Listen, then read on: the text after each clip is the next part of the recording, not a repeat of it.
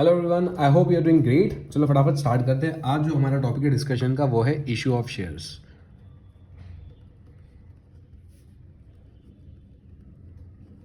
Issue of shares हमारे exams में अच्छी खासी वेटेज रखता है, जिसके ऑप्शन में हमारा थ्योरी टॉपिक आता है। हम 12th स्टैंडर्ड की बात कर रहे हैं, 12th स्टैंडर्ड स्टेट में। ठीक है, अब इशू ऑफ शेयर्स में फटाफट दो कॉन्सेप्ट आज की वीडियो में फटाफट कवर करने वाले हैं। पहला कॉन्सेप्ट है इसकी हायरार्की समझना, और जो भी इसका स्टेप प्रोसेस है बेसिकली शेयर्स जब हम इशू करते हैं वो, एंड फिर हम समझेंगे कि एक शेयर हम कितने इंस्टॉलमेंट में मार्केट में से पैसे रेज करने हैं, तो कितने इंस्टॉलमेंट में हम पब्लिक से पैसे ले सकते हैं। तो हम पहली प्रोसेस की बात करते हैं। ठीक है, आप सबको बताइए जो अपना कैपिटल होता है वो ऑथराइज्ड होता है, मतलब उतनी लिमिट होती है। हमारी जो articles of association and memorandum है, जो कंपनी के फंडामेंटल डॉक्यूमेंट्स माने जाते हैं, उनके अंदर कुछ क्लॉजेस होते हैं। क्लॉजेस के अंदर एक कैपिटल क्लॉज होता है जिसके अंदर ये बताया जाता है कि भाई कंपनी का कितना मैक्सिमम कैपिटल हो सकता है, मतलब कंपनी मैक्सिमम कितना पैसा मार्केट से रेज कर सकती है।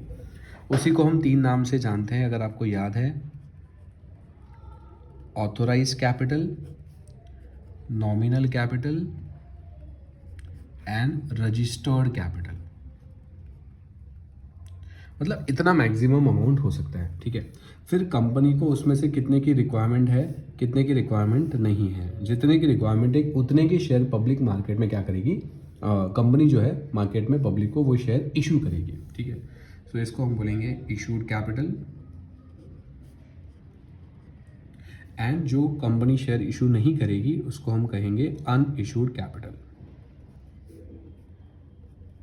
ठीक है मालिक, अभी जितने मैंने इशू करे हैं, जितना शेयर मैंने इशू किया, क्या जरूरी कि पूरा सब्सक्राइब्ड हो? एज पर सम स्टैंडर्ड्स, एज पर सम लॉ, वहाँ पर एक प्रिस्क्राइब परसेंटेज है विच इज़ 90%। एटलीस्ट उतना तो सब्सक्रिप्शन आना चाहिए, बट इस चैप्टर में उसकी उतनी रिलेवेंस नहीं है। ठीक है, बट जितना मैंने मार्केट में इशू करा है क्या उतना पूरा सब्सक्राइब्ड होगा? Answer is no. हो सकता है कि फुल्ली हो जाए, हो सकता है ओवर सब्सक्रिप्शन भी आ जाए, हो सकता है अंडर सब्सक्रिप्शन भी आ जाए। सो बहुत सारे कैटेगरी हमारे हो सकते हैं। सो इशूड कैपिटल के अंदर हम अगेन दो कैटेगरी क्रिएट करेंगे। कौन से सर? इशूड कैपिटल के अंदर एक बोलेंगे सब्सक्राइब्ड कैपिटल, कि इतना पब्लिक ने सब्सक्राइब कर लिया, और दूसरा जो होगा जो पब्लिक इंटरेस्ट नहीं दिखाएगी उसको हम बोलेंगे अनसब्सक्राइब कैपिटल। ठीक है, ओके सर। अब सब्सक्रिप्शन आने के बाद हम क्या करेंगे, हम पैसे मांगेंगे लोगों से। तो सब्सक्रिप्शन के बाद अगेन दो पार्ट बनेंगे आपके, एक कॉल्ड अप कैपिटल एंड दूसरा uncalled up capital. Called up मतलब क्या होता है? डिमांड करना। मैंने सामने वाले को डिमांड करी कि भाई आपके शेयर के पैसे दे दो। अनकॉल्ड मतलब डिमांड नहीं करना बेसिकली। ठीक है, अब कॉल्ड अप के आगे दो पार्ट बनेंगे आपके, एक जो पब्लिक पैसा देगी which is paid up and another one is unpaid up. ठीक है, पेड अप के अंदर भी दो प्रकार बन सकते हैं। एक, कोई शेयर होल्डर आपको फुल पैसा दे देगी विच इसको कहते हैं हम फुल्ली पेड अप, एंड जो थोड़ा पैसा देंगे उसको हम कहेंगे पार्टली पेड अप। जो शेयर पार्टली पेड अप होते हैं हम उनको रेस्पेक्टिव नोटिसेज भेजते हैं कि भाई पैसा दे दो, पैसा दे दो, पैसा दे दो। उसके बावजूद भी पैसे नहीं आए तो उनके शेयर को हम कैंसिल करते हैं। इसी को हम कहते हैं फॉरफीचर। क्या कहते हैं सर? फॉरफीचर। ठीक है, ये वाला एक कॉन्सेप्ट हो गया। अब दूसरी वाली कॉन्सेप्ट की बात करते हैं, जहाँ पर हम ये समझते हैं कि हमारी अकाउंटिंग के लिए क्या फ़ायदा होगा, मतलब अकाउंटिंग में हम कैसे उसको ट्रीट कर पाते हैं। सो मान लो एक कंपनी का शेयर है जिसका प्राइस है 100। मैं ये वीडियो उनके लिए बना रहा हूँ जो रिवीजन करना चाह रहे हैं। ठीक है, this is not first attempt learning, first vision नहीं, ये रिवीजन वाली वीडियोज़ है ताकि आपको सारे कॉन्सेप्ट फटाफट रिकलेक्ट हो जाए। ठीक है, सो ये शेयर का जो प्राइस है 100। पहली बात बताओ, क्या ये शेयर का प्राइस आप रेस कर सकते हो? मतलब ये शेयर कितने पे इशू हो सकता है? क्या ये शेयर 100 पे इशू कर सकते हैं हम? यस सर, इसको बोलेंगे शेयर इशूड एट पार। क्या ये शेयर हम 90 पे इशू कर सकते हैं? इसको हम कहते हैं share issued at discount which is not allowed. दो केसेस होते हैं एज पर कंपनीज एक्ट जहाँ पे हम शेयर इशू डिस्काउंट पे कर सकते हैं, बट ठीक है वो अभी हमारे सिलेबस के लिए रिलेवेंट नहीं है, तो ये चीज़ तो पॉसिबल नहीं है। ठीक है, बट क्या ये पॉसिबल है share issued at par? Yes. क्या हम शेयर को 120 पे इशू कर पाएंगे? Answer is yes. इसको हम कहते हैं शेयर इशूड एट प्रीमियम। ठीक है, ये सारी बातें हैं जो लॉफुली हमें याद रखनी है। ठीक है सर, अब मुझे बताओ ये 100 रुपीज़ हमें कलेक्ट करने हैं, तो हमारे पास कितने ऑप्शन हैं या कितने इंस्टॉलमेंट में हम ये चीज़ों को कलेक्ट करते हैं? तो इसका आंसर है 4 सर। कौन से 4 सर? सबसे पहला जो पैसे हम मांगते हैं मतलब जिस हिसाब से हमें पैसे मिलते हैं, जैसे देखो मार्केट में हमने शेयर इशू करा है, ठीक है। शेयर इशू करने के बाद जितने जितने लोगों को मेरे शेयर के अंदर इंटरेस्ट होगा वो लोग मेरे शेयर के लिए क्या करेंगे, अप्लाई करेंगे। तो वो अप्लाई करते समय जो पैसे भेजते हैं ना, उसको हम कहते हैं एप्लीकेशन मनी। क्या कहते हैं, एप्लीकेशन मनी। तो सबसे पहला होगा आपका एप्लीकेशन मनी, बात समझे। सेकेंड स्टेप होता है या सेकेंड इंस्टॉलमेंट होता है एप्लीकेशन के बाद, ये आप डिसाइड करते हैं कि भाई सामने वाले को शेयर देने नहीं देने। हो सकता है कभी कभी शेयर आपका ओवर सब्सक्राइब्ड हो जाए, उस केस में आपको थोड़ी एडजस्टमेंट करनी पड़ती है। तो एप्लीकेशन के बाद हम सेकेंड डिमांड जो करते हैं उसको हम कहते हैं अलॉटमेंट मनी।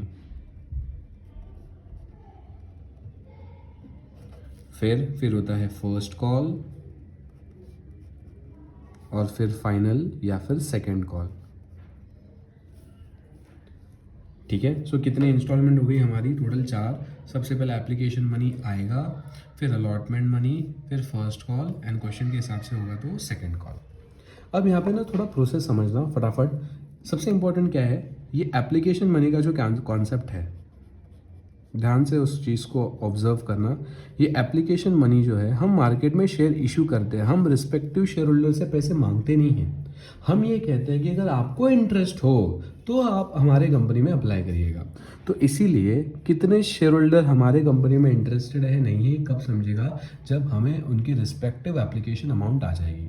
उनकी क्या आ जाएगी, रिस्पेक्टिव एप्लीकेशन अमाउंट आ जाएगी, बात समझे। तो इसीलिए एप्लीकेशन मनी में हमें सबसे पहले एंट्री पास करनी होती है रिसीव्ड की। रिसीव्ड की सबसे पहले एंट्री पास होती है। क्या एंट्री पास होती है रिसीव्ड की, ध्यान से समझना। हमारे पास पैसा आएगा तो रिसीव की सबसे पहले एंट्री पास होगी बैंक अकाउंट डेबिट टू। किसने पैसे दिए हैं आपको, शेयर होल्डर ने, बट वो आपके अभी तक शेयर होल्डर बने नहीं है। आपने अभी तक डिसाइड नहीं किया है कि पैसे देने की नहीं देना है। तो ये हमारे लिए बेसिकली एक लाइबिलिटी होती है, ठीक है, क्योंकि ये सब पर्सनल अकाउंट है। ये सारे जो अकाउंट हम बनाएंगे ये सारे पर्सनल नेचर के अकाउंट्स होते हैं। So bank account debit to share application money account, ये वाली एंट्री आपकी बनेगी, bank account debit to share application money account, ठीक है सर। एंड फिर ये जब शेयर हम ट्रांसफ़र करेंगे हमारे कैपिटल में, उसको हम कहते हैं due entry. So due entry क्या होगी, बेसिकली ये जो शेयर एप्लीकेशन मनी हमारे मिला है वो हम अपने एक्चुअल लायबिलिटी में ट्रांसफ़र कर देंगे, which is a capital basically, ठीक है। तो उसकी एंट्री आएगी आपकी share application money account debit to equity share capital. क्या आएगा, टू इक्विटी शेयर कैपिटल। अगर आपने बचपन में जब बिजनेस स्टार्ट होता है कैश से, उसकी एंट्री पड़ी होगी, तो वो एंट्री क्या थी सर, वो एंट्री थी cash account debit to what, to capital account. ये एंट्री हमने पढ़ी थी, यही अल्टीमेट सबसे पहली एंट्री पढ़ी थी आपने 11th स्टैंडर्ड में, cash account debit to capital account. तो यही यहाँ पर भी होता है, देखो जरा, share application money, share application money क्या हो जाएगा सर, कैंसिल हो जाएगा। तो एंट्री क्या बनेगी, bank account debit to equity share capital, basically bank to capital, बात समझा। ये बात करी मैंने एप्लीकेशन की। क्यों इसके अंदर सबसे पहला रिसीव्ड की एंट्री आती है, बिकॉज हमें सबसे पहले पैसे मिलते हैं, फिर हम डिसाइड करते हैं भाई किसको शेयर देने हैं या नहीं देने हैं। मालिक क्लियर है, ओके सर। एप्लीकेशन के बाद आती है अलॉटमेंट। अभी अलॉटमेंट का, ठीक है, मैं बात कर रहा हूँ सबकी एक साथ, ठीक है। अलॉटमेंट की फर्स्ट कॉल की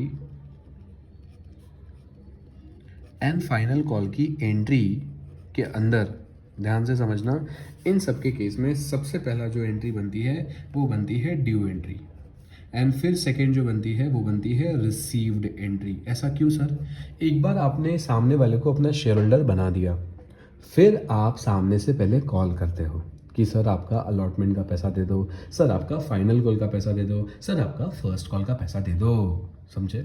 आप सामने से पहले पूछते हो। तो जब आप किसी को सामने से पैसे पूछ के आपका राइट एस्टैब्लिश कर देते हो सामने वाले के प्रति कि भाई तेरे को पैसा मुझे तो देना पड़ेगा, तो वो हमारा इन साइड, जैसे थोड़ा थोड़ा खुल के सोचो तो वो आपके लिए डेटर बन जाएगा।